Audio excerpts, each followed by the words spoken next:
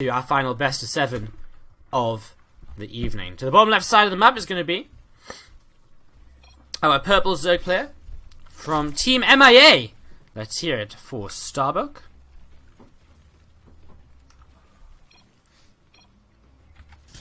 And to the upper right is going to be our red Protoss player from mYinsanity. It is going to be Funk. Recent pickup from mYinsanity is... Okay, I was seeing what he said. Recent pickup from mYinsanity into their academy.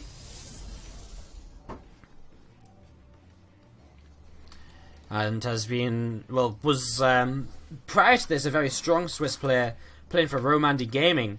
Now, it was a big loss for Romandy Gaming, losing him to the mYinsanity academy just before they started up their SC2ITL season, although it just hasn't seemed to put them back too much as they did take down AT Gaming earlier today. So Funk, his first appearance for mYinsanity as far as I am aware, as he's placed here in the SC2ITL, and it's a Nexus first for him to kick us off into this PvZ.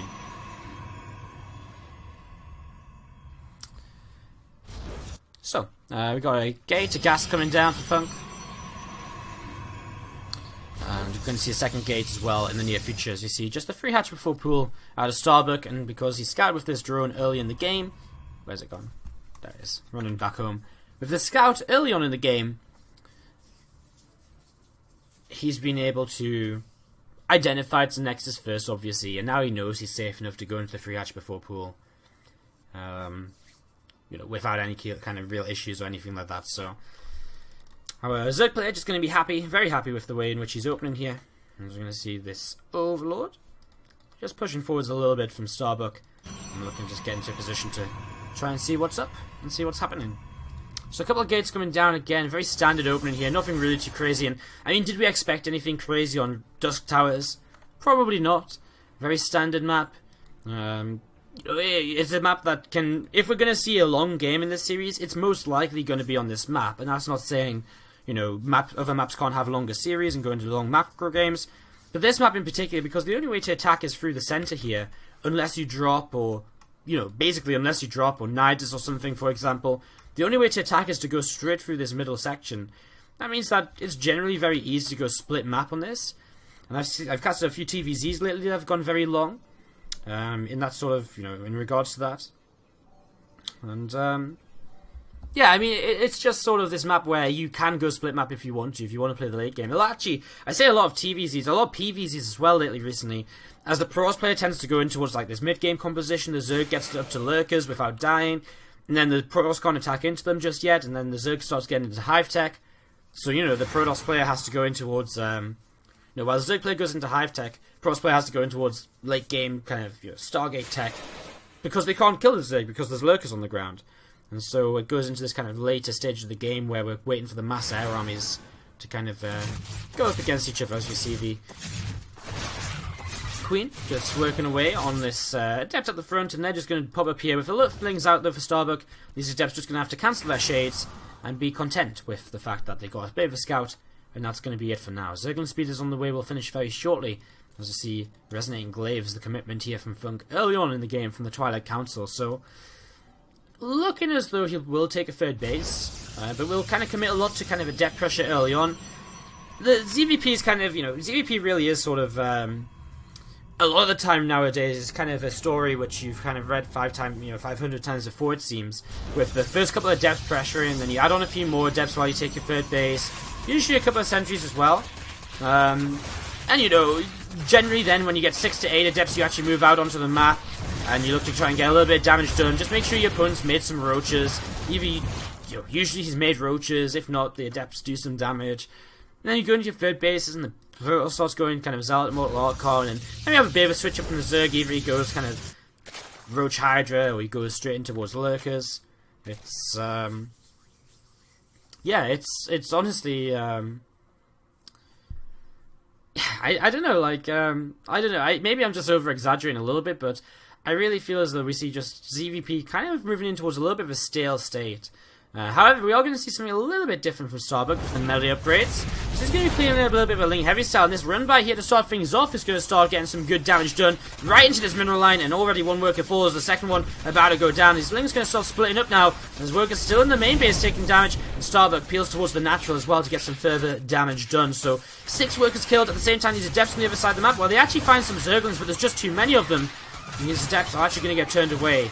So Roach Warren has finished up. Lair just now starting, and actually this Lair perhaps a little bit late from Starbuck when you think about it, because he's not going to be able to start, build anything but Lings for a while. And the Lair finishes in, what, 47 seconds? I guess he could have had it 10 seconds earlier, so his upgrades lined up as well. He's going to build a Bane in this. Okay, so I guess if you have someone like TLO, and you have someone... I've picked kind of the in-between of two really bad... I've picked 2 really bad matches to talk in between those about how repetitive ZVP is, because TLO obviously showed us a very fresh ZVP style that was a little bit different. And Starbuck's one of these players as well. He's going to play a little bit different. He's also playing with the Bane and Nest. His Burrow's on the way up now, as well as Pneumatized Carapace, so let's look for some Overlord drops, and let's look for a lot of Lings to continue coming out here in the near future as that 1-1 upgrade does complete on the Zerglings.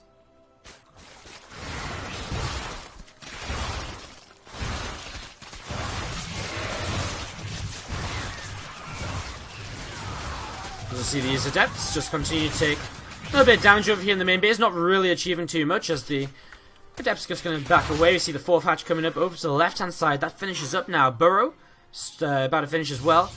And Starbuck so far, well, I mean, again, it's kind of just setting up into the game. We see the Stargate, the Spire coming down. And again, something missing here for the Pros players, the lack of the double Stargate. And again, Phoenix-based openings are something which the Pros players generally do before they head into the Robo and the Forge. But then, still end up in the same sort of composition. So, without the Phoenix, the Spire player becomes very viable. And we saw from TLO, while he didn't necessarily pick off a bunch of workers, he kept his opponent pinned back, kept him a bit busy, while he was basically free to do what he wanted out on the map, taking extra bases. He shut down the... he shut down a couple of the, an Observer on the map. He shut down a... What else did he shut down? A Warp Prism. So this Spire player going to be very effective here, I imagine. Balance speed on the way up as well as +2/+2 from our Zerg. +2 starts on the attack upgrades for Thunk. He's ignoring armor upgrades initially, just playing with 1 Forge at this point in time, as his Blink upgrade starts as well after the charge is finished on the Twilight Council. There's these Zealots, Adepts, a couple of Archons. Going to be moving across the map here to look to see what they can get up to. Lots of Zerglings over to this left-hand side. And you'll see this War Prism continue to come across the map as well. And there's just a couple of Zealots doing a little bit of creep clearing towards the front.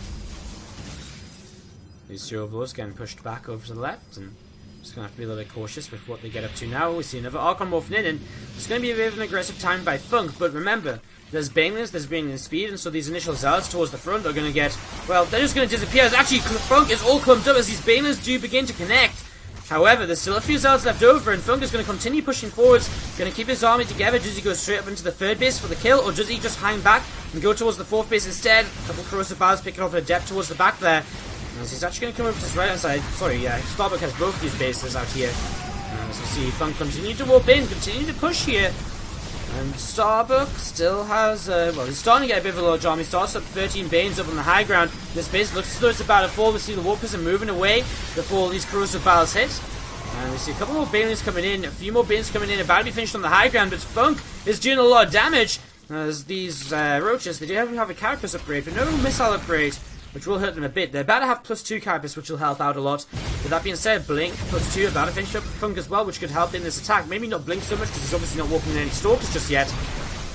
But +2 definitely as he starts to come in towards his left-hand side base. Now at the same time, Run By over towards the top side of the map though has picked off all of the workers in the main base. 22 workers killed here by Starbuck. Or was it an Overlord drop perhaps? I think it was Overlord drops, kind of Banes and Lings getting a lot of damage done. So Overlord drops getting some real damage done by Starbuck on the other side of the map. So Funk takes a lot of economy losses, but so does Starbuck, pushed down to only 3 bases now. He lost a lot of drones on these bases as well, and there's more and more Archons still coming out in the production tab. A few more Banes getting set, ready to go. I'm not sure what these mutas are really going to be able to help with here in the next couple of moments. There's another drone gets forced to cancel a hatchery on the 4th. And a few more Stalkers starting to warp in now as well, as Funk's still deciding if he wants to go up this ramp or what he wants to get up to. Banelings will crash forwards once again, and take down a lot of the Zealots here initially, but these Archons are still so tanky. They're still able to do so much damage, and Funk is just going to keep on pushing through. GG will be called. Funk takes game number 1 of this best of 7 to go. Beautiful. Alright, so let's introduce our players. To the top left side of Prion Terraces, we're going to be starting out with our red Protoss player. It's players from mYinsanity. It is Funk.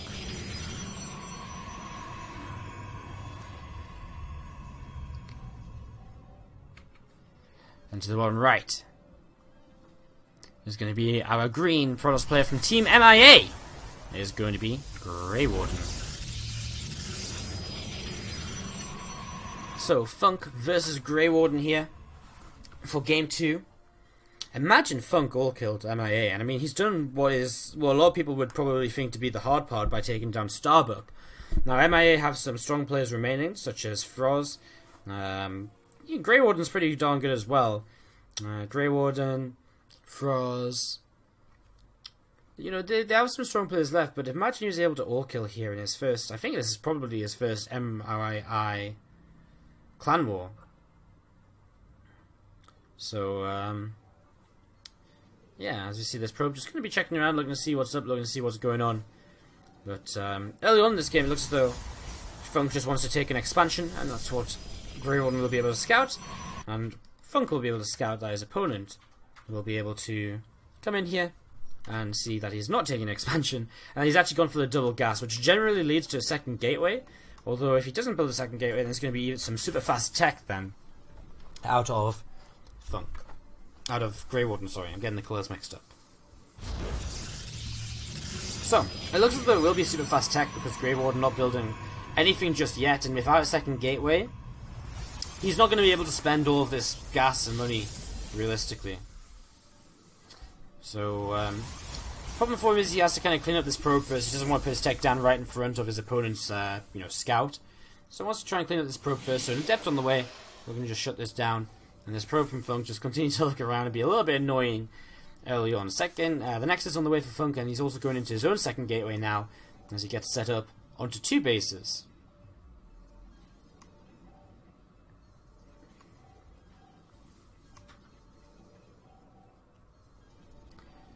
So, a probe is going to be chased away by this adept.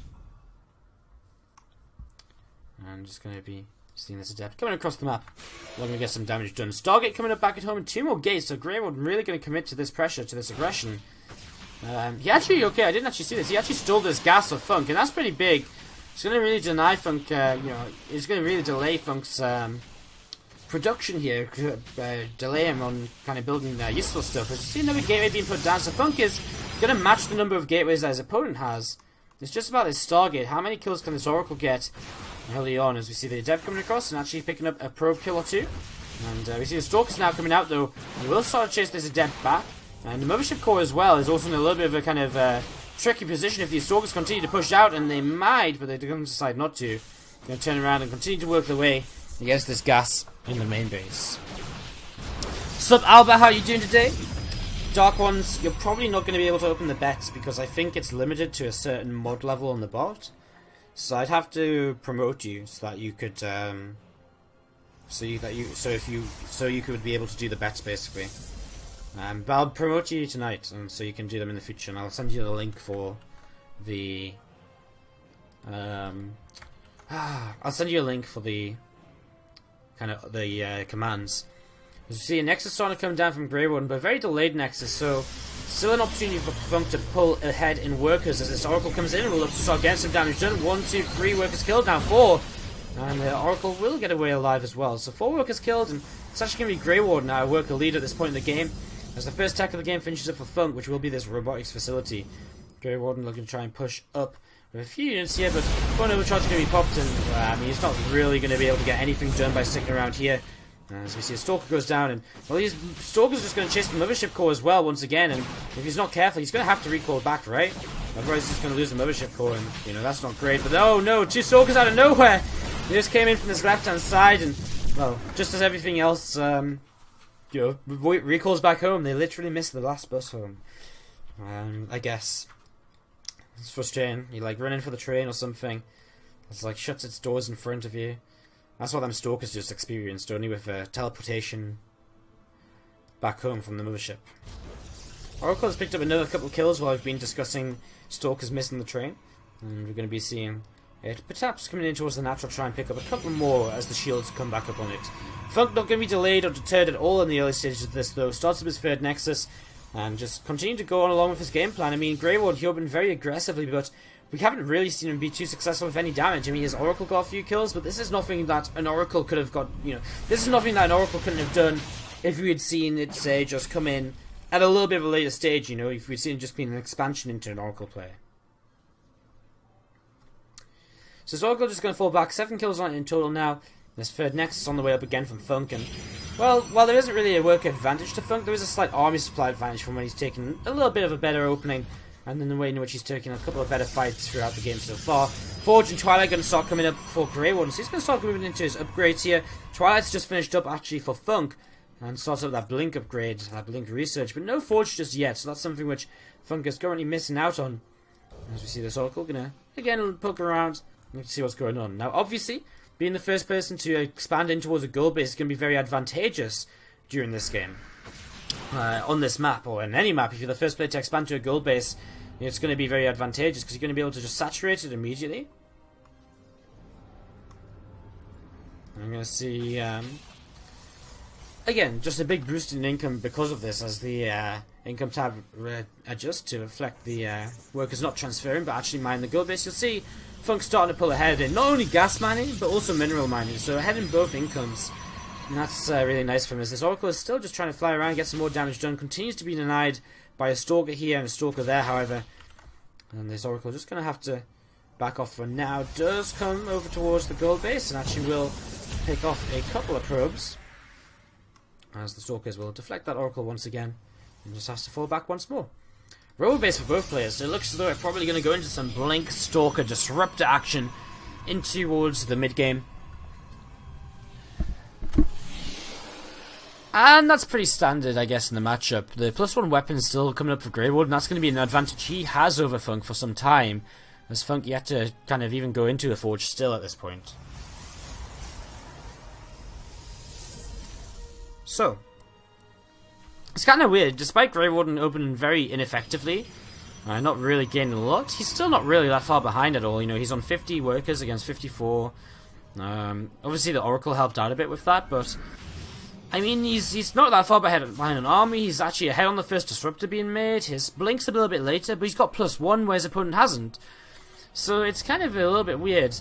A lot of advantage is starting to be taken by our green Protoss player. However, of course, he doesn't have the third base, which is something his opponent does have. And look at that income difference over here. You see 1800 minerals to 1300 minerals a couple of moments there. As you see these Stalkers, they're going to just see what they can do towards the front, but I think there's too much here realistically for Grey Warden for Funk to attack into. The Oracle did finally go down as well, picked up 3 more workers. That's what them 3 workers to the left of your screen is all about. That Oracle going down, picking up a few more worker kills to go with it. Again though, this upgrade lead, how big a role is this going to play in the next few minutes? Is he going to really be able to take such a better fight with these upgrades? I mean, with Stalker Disruptor, obviously the Disruptors aren't really too caring about upgrades at all, but the, they don't care about the attack upgrades, but the Stalkers will. And so the army behind the Disruptors is going to be very favoured towards Grey Warden just because of the upgrades that are in the game. Let's see single cell moving out. First Disruptor comes forwards and actually catches a Stalker. No Blink just yet from Grey Warden. It's on the way, but not finished just yet as well. Funk moving back in towards that Disruptors. Mothership Core will pop it for an overcharge here, over towards the third base, that single pylon. Nearly going down, however. Funk has taken that 4th behind this, remember, so continue to just out-expand his opponent as his main base begins to mine out as natural. You'll have somewhere to send those workers which begin to oversaturate, which is important to note. You're going to see Disruptor moving forwards, and whoa, big Disruptor shot there! So much damage done on the Immortals, and that really was a big Disruptor shot, as we're going to see another Disruptor getting ready to come forward. That single pylon going to be killed off, cancelling the Warbin as well. Another big Disruptor shot takes down 2 Immortals. All of a sudden, Funk just has so much. He blinks forwards, and these Disruptors, well, they're going to go down one after the other. Oh no, it doesn't go down in time. Big Disruptor shot back from Grey Warden, but it's still not quite enough, I don't think, I think Funk's just taking too much of an advantage here with these disruptors, and wow, down an upgrade as well as, ooh, another disruptor trying to get some damage done, but it's just not quite enough, as Funk is going to be able to push his opponent's army back and just clean on up over here without too much further issue. Pro's going to be pulled into this, another disruptor comes forwards, and a few more stalkers do fall as one last disruptor goes off. GG will be called, and Funk going to take game number 2, and the Academy player putting mYinsanity to Funk can make a change there, as he does have a 2-0 lead for his team against Team MiA right now. To the bottom left side of the map from mYinsanity is going to be a red Protoss player. It is Funk. And to the upper right side of the map is going to be our blue Terran player from Team MiA. It's going to be EDER. I'm going to call him Eder because it's, again, just a little bit easier to say than Edda. Edda doesn't sound right at all. It just really doesn't. Alright, so as we kick this off, we're going to see both players scouting early in the game. No proxies or anything crazy like that this time around. We did see that from Bunny earlier today as he played against M. Canning when Liquid played against Flipside Tactics. That wasn't too long ago. You guys might remember. So we see this probe popping up to the high ground, and we'll just come in and have a little bit of a scout around to see what exactly is going on here. Sees the SCVs mining, and just sees one gas, which is the most important thing for him to see at this point, is Funk already dropping his Nexus back at home. However, one gas, but it was actually a gas first. Not something that Funk maybe didn't quite pick up on here, and didn't actually pay attention to if he clicked on this refinery or not. I guess he'll find it quite weird that the Marine is still, it wasn't out yet. So I guess he probably knows it's gas first, and he continues to scout around. He's going to block the Nexus, and that's nice, not only to block it, but, well, not block the command, but it's just kind of nice to try and keep an eye on when that's taken. But the Marine's going to stay over here as the factory comes up over to the bottom left side of the map. So, what's this going to be? Probably a Cyclone? Probably a Starport as well. We'll see very shortly. Okay, going to be a Widowmine. Ooh, didn't expect that one. Okay, I guess it kind of makes sense because his second gas was very late to come up. He's only mined 50 gas from it so far, so I guess he couldn't afford a Cyclone or anything immediately here. He probably could have actually. Not a Starport as well, though. You see an Adept starting to shade across the map, and obviously the idea of this Widowmine is if he can get into a mineral line, he's just going to completely shut down the mining there until a robo facility comes up, until an observer comes out. So not only that, it also sort of forces the forces the Protoss player into a robo facility. A Stargate is, well, you can go Stargate, but is it really what you want to do? I don't think so. I mean, it's kind of hard if there's multiple mines coming out. Stargate with an Oracle, yeah, sure, it can detect one mine, but then you've got to use multiple revelations to kind of keep on going. As we see the Starport actually coming up to the right-hand side of this base now, also being proxied. And we're going to see this Liberator starting to come into play very soon. We see a Tech Lab coming up on the factory. As this Widowmine just sat over here, and we see the Robo Facility on the way up, pylon nearby. So as soon as that Widowmine pops up, we're going to see Funk just throw an overcharge it. As we see a siege tank on the way out from the factory. So this is a bit of an interesting, different opening. And a very aggressive opening here from Eder, who's pulling his Marines across the map now as well. And they actually, are they going to be able to protect this Tech Lab? Well, it's going to start burning down in a second anyways. And he doesn't have an SCV here. He does have one over there. As he builds a random depot in the middle.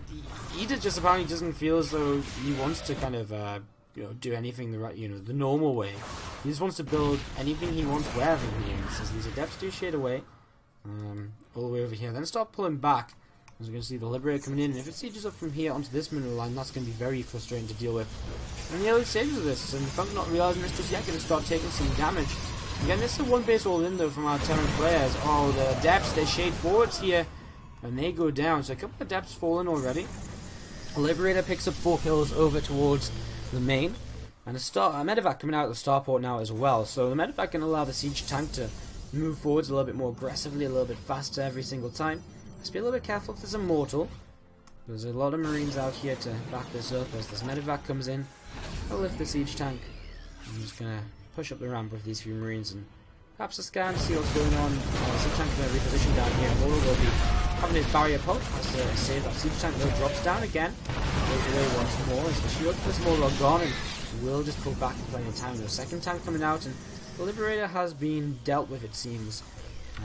So losing the Liberator kind of sucks, but I mean, actually losing the Liberator does suck because the Liberator is something which really helps you push forwards up this ramp. So while it's obviously nice to get some damage done in towards the mineral line and to kill off some workers, I just sit and question whether it would be a little bit better to try and get that Liberator out of there and just use it as a way to keep pushing forwards. Because if you have a Liberator here, it's so hard for Vunk to ever push down the ramp like this.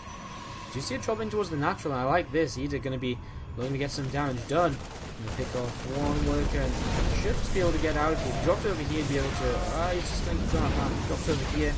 Drop over here. Somewhere out of front overdrive range as he comes over here now. Medevac got targeted for a while there. And we do see this Protoss army pushing out. And actually, did he just kill everything? Oh. I think there's only a siege tank or so, but I think he just killed everything. Wow. Worst observing in the game. Funk cleans out everything at the front then, and the medevac also goes down. He's going to cancel off this next siege tank, and this aggression from Ida just has not worked out for him. Unfortunately, it looks like the front is going to take mYinsanity to a 3-0 lead here in this best of 7 and put them onto match point very easily and very, very simply in the long run. Let's see another couple of units going down just in the middle of the map, a couple of Marines which are trying to fall back. Liberator over here, new Liberator has picked up 4 more kills, but again, is it enough to justify? I mean, actually the word count's sort of even, but 49 army supply to 10 army supply sort of tells the tale of this game number 3, to be honest, because, well, how do you, I mean, even with a ramp and bunkers and whatever else, I just don't think you hold on to this amount of, against this amount of Protoss with how little Terran there is. The factory got killed off on the other side of the map, the starport's on the wrong side of the map as well. Currently building a reactor, but on the wrong side of the map, as we'll see. Liberator over here picked up another worker kill since we last saw it, but nothing too important as the warp prison will come in with some high ground vision. I'm just going to see Funk push up here very easily, very swiftly, and again should be able to just push straight on through without any further issues. Just going to take a slow take down the barracks at the front to begin with. SCV's already been pulled by Ida, but this looks as though it's going to be a little bit of a massacre as these SCVs get pulled into this. And Depth's going to do some good damage towards the front. Stalker's being microed. GG well played. Funk holds on. And then it's all kill. To the top side of Lorena, we're going to be starting with our yellow Terran player. From Team MiA, it's going to be Killer 5. And down to the bottom left, our red Protoss player from Team mYinsanity is going to be Funk. Penguin, good guy Funk fixing map scores after the gravity match. Oh, kind of true. I mean, if he was here, then, the map score isn't super important. Unless you're going to be tied up at the end of the season, and it comes down to map score instead of match score on who advances to the playoffs. So map score is not super important, and so mYinsanity realized that and said, "Cool, we should be a team who can get into the playoffs on, pretty much just series wins anyway. We should have a very strong performance overall, and so we will just, not. We'll just kind of, whatever. We'll just send out, not whatever, but they actually use it as a great opportunity to send out their players to give them some good experience, let them represent the team, and let them play some, some important matches under the team's name, and just, grow them as a player. It's a great way, it's a great kind of strategy in terms of team building, as we're going to see. This SCV just becoming across the map. Both players expanding early on in this probe from Funk, currently just having a bit of a battle with some SCVs, and whoops, takes a little bit more damage up there as he pops back into the main, and he just looks to see if anything crazy is going on just yet, but nothing really. Reactor expand, probe's going to make it back out, and we'll come back home. So, probe going to start coming back home. Going to come through the left hand side here. And again, SCV on the watchtower. But probe obviously not too interested in taking the watchtower. Who needs a watchtower when you're Protoss, right? Just got thrown an overcharge. Ha ha ha! No, but yeah, we're just going to see a couple of probes coming out. and starting to mine on the natural of Funk. So pretty standard opening so far. Funk was actually one of the players who, I believe it was Funk, who actually created most of the PvT stats on this map already for the SC2ITL during the qualifiers, with some pylon overcharge rushes in the during the qualifiers. So he's he used to play some very aggressive PvT on this map. Not anymore after the change. Just gonna see this Adept dive in and actually does pick up an SCV kill.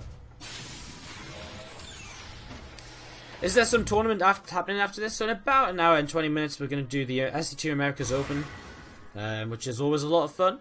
I generally kind of chill out a bit, relax, and just have a little bit more fun with the casting. For the early stages at least, and then as it gets a bit more serious towards the later stages, we take it a bit more seriously and so on from there.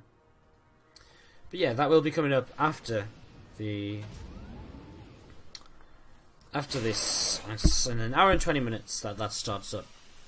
As you see these couple of adepts just having a look around and see what's going on. We actually had really good viewership last week for the Americas Open. I don't know what it was in particular. I actually have absolutely no idea what it was that really changed it, but we had I think we hit 1,000 viewers basically. It's pretty sick. It was Kelazir versus Pili Pili in the finals. Funk just on the watchtower as he takes the third Nexus and also starts to blink back at home from the Twilight. The robot facility's on the way. Very standard setup here for my Protoss player. No real surprises at all. Maybe a bit greedier than we might expect as we're going to see these adepts. Are they going to dive into the mineral line? Yes, they are. But they're going to get killed off pretty quickly, so a bit of a missed dive there. Could have backed away and gone away from these Marines.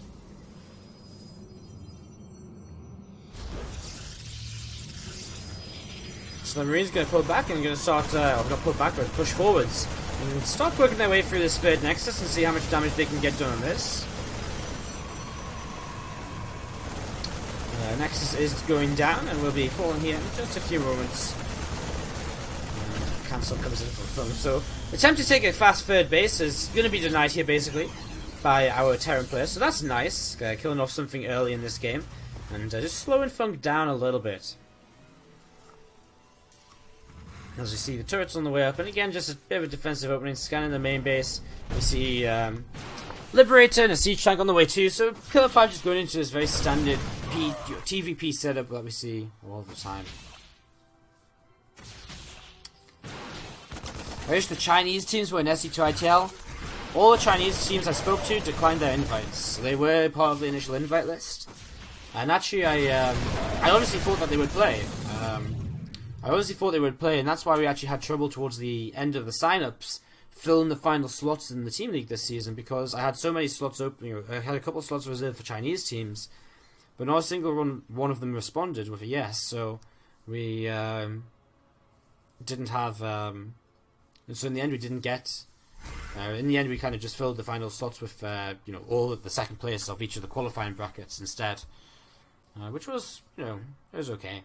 It was it was good. I mean, we've had the teams such as Carnage join through that, Flipside Tactics and Psystorm Gaming as well, and one other team I can't quite remember, Romantic Gaming, and they've all shown us great matches so far. So there's not been too much of a shame really. We're still seeing some entertaining games, but of course it would have been nice to see them Chinese teams taking part. As we see Stalkers continue to blink around, there's so much damage being done to this Liberator.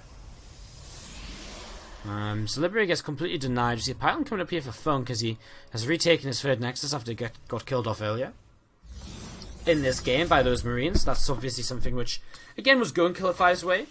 And Killer 5 is going into a third CC as well, so he's kind of continuing to build up himself, and he's going into a fairly standard setup too. A lot of tanks, and there's something which is maybe falling out of fashion a little bit, but still a lot of tanks can work out quite well. As you've got a Warp Prism set over here. Not sure what it wants to do just yet. As an SCV comes down the ramp. I'm just going to start mining in the natural. Again, not really too much pressure coming out of our Terran player. We'll probably see him play quite passively until he's ready to take his third base, in which time he'll move out a little bit just to secure that. This poor Liberator down to the south side of the map. It's just sat here. Hasn't picked up a single kill. Might be able to get something now as it comes back in. We'll see how much attention Funk is paying. A lot of attention is the answer as he blinks in and cleans that up almost immediately. Warp Prism looking to get some Adept drops going over towards the main base of our Terran players. Again, Funk just set up on 3 bases. 1-1's going to finish a little bit ahead of the Terran. He's got Psystorm on the way. Immortals building up in just this very standard composition as we see a few more Adepts warp in, lifting up into this Warp Prism. And they're going to be able to hop on over towards the main base in a few moments' time.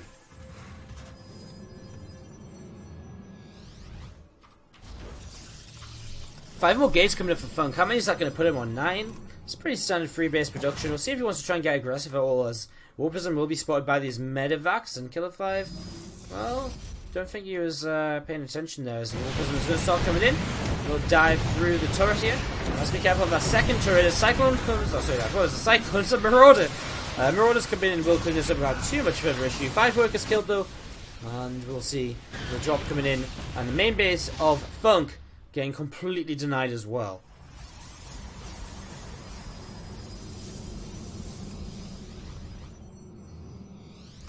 Another couple of Adepts warp in towards the frontier. We're just going to see the third base dropping down for Killer 5. So finally expanding towards this third. Obviously Funk had his up for quite some time as C2 upgrades start, and Funk's going to start getting a bit aggressive on the map. Storm has finished, so these High Templar are going to be useful to try and can basically fight against this army, but he's got to be very wary of the siege tanks. The siege tanks are a way to really kind of solidify this position. That's going to be the real problem I feel here for our Pros player. Has to be a little bit cautious. He's going to walk right into a Riddermine to start things off, and it's going to be a little bit of splash damage done. Just kill it off straight after though, as you see the Observer is overhead on this army. A couple of Depths dying off to the top side, and we're going to see Funk splitting up a little bit and see if he can fight into this. I'm not sure if he can. A few Adepts starting to warp in over to this right hand side from this pylon which was set up some time ago now. This Adept's going to finish, and looks as though the Adept's going to try and shade in here. He's going to see this commitment. We're going to see the Adepts coming in on a lot of this bio. They'll soak up a lot of the splash damage and do, get a lot of the splash damage on top of the bio too. There's some storms coming down, lots of damage being done. Funk pushing on through, and looking to see what he can get done here. Another couple of storms coming down. The Widowmine's doing a little bit of damage, but there's so many Immortals left over actually that they're able to just pick away at the workers on this third base, and Killer 5 just has to GG out